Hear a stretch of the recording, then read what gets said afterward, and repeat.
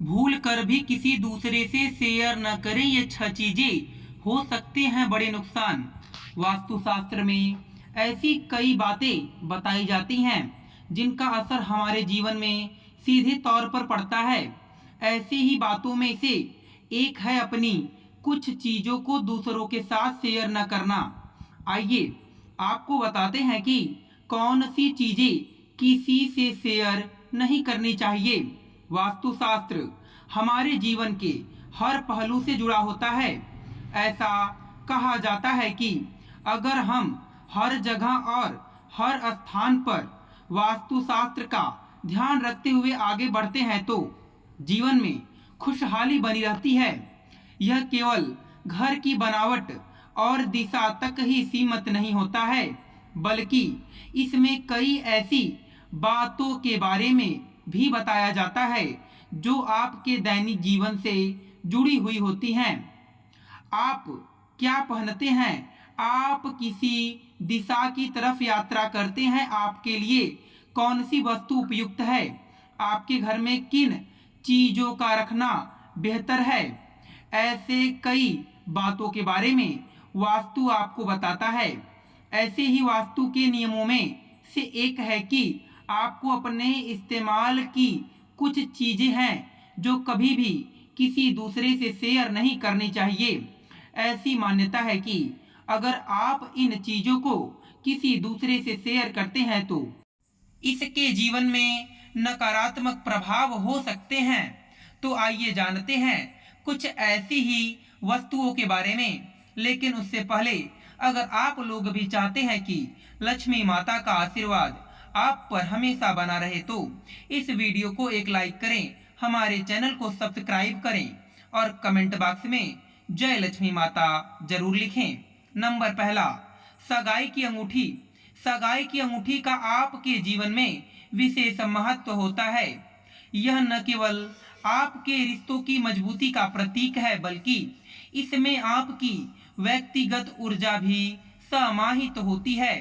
यह दूल्हे और दुल्हन के बीच के मजबूत बंधन और प्रेम का प्रतीक माना जाता है। जब शादी से पहले जोड़ा एक दूसरे को अंगूठी पहनाते हैं तो एक रस्म का पालन किया जाता है। ऐसे में अगर आप कभी अपनी सगाई की अंगूठी किसी और से शेयर करते हैं तो इसके आपके जीवन में नकारात्मक प्रभाव हो सकते हैं। किसी और को अपनी अंगूठी देने से आपके रिश्ते में तनाव और समस्या आ सकती है। आपको सलाह दी जाती है कि सगाई की अंगूठी को हमेशा अपने पास ही रखें और अपनी अनामिका में पहन कर रखें। नंबर दूसरा, अपने इस्तेमाल किए हुए जूते चप्पल।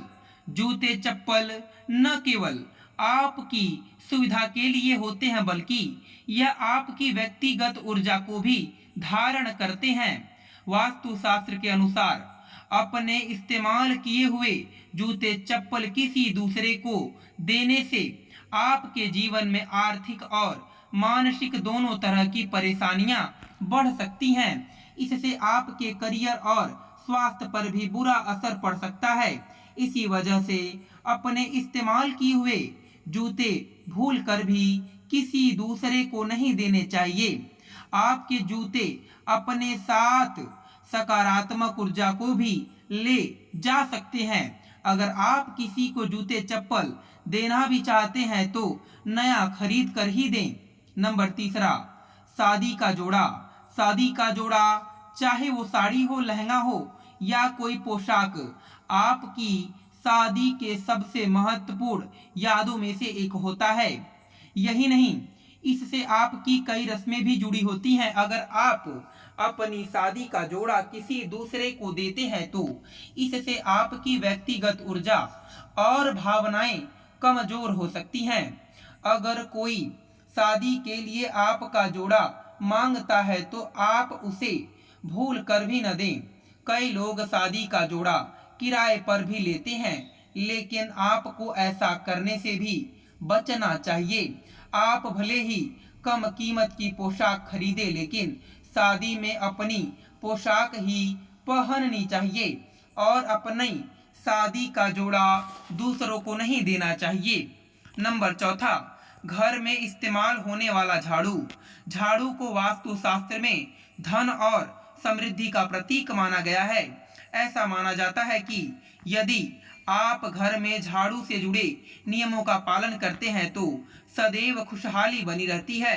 इसे कभी किसी दूसरे को नहीं देना चाहिए।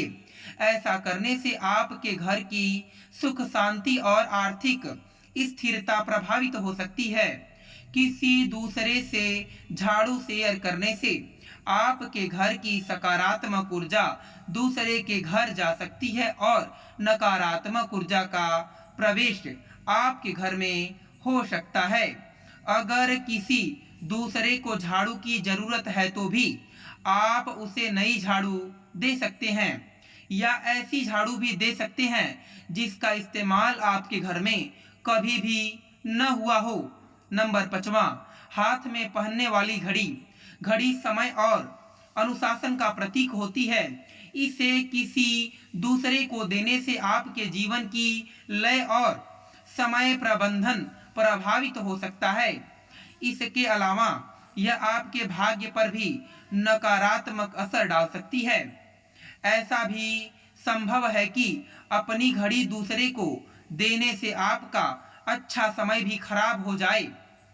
आप किसी को घड़ी देना चाहते हैं तो उसे उपहार के रूप में नई घड़ी खरीद कर दें। इस्तेमाल की हुई घड़ी दूसरे को देने से आपके जीवन में भी नकारात्मकता आ सकती है।